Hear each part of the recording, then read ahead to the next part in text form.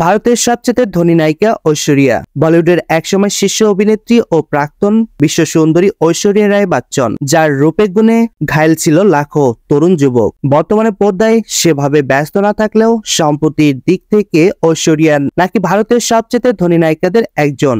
চলতি বছরের তথ্য অনুযায়ী ঐশ্বরিয়া বর্তমান সম্পত্তির পরিমাণ প্রায় 776 কোটি।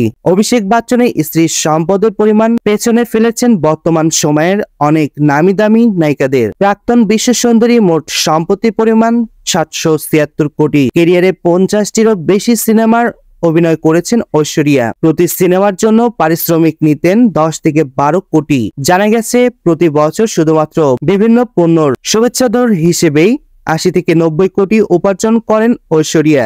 এছাড়া যে কোনো ইভেন্টের জন্য নেন 6 থেকে 7 কোটি টাকা।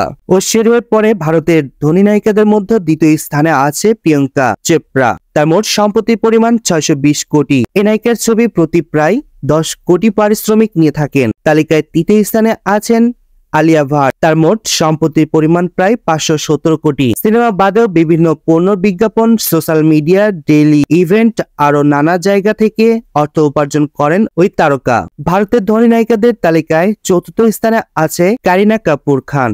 তার মোট সম্পত্তির পরিমাণ 485 কোটি। ব্যক্তি জীবনে সাইফ আলী খানকে বিয়ে করেন নবাব পরিবারের পুত্রবধূ হয়েছেন তিনি।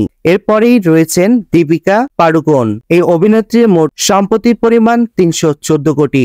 বর্তমান নায়িকাদের মধ্যে সিনেমার প্রতি বলিউডের সবচেয়ে বেশি পারিশ্রমিক নিয়ে থাকেন দীপিকা।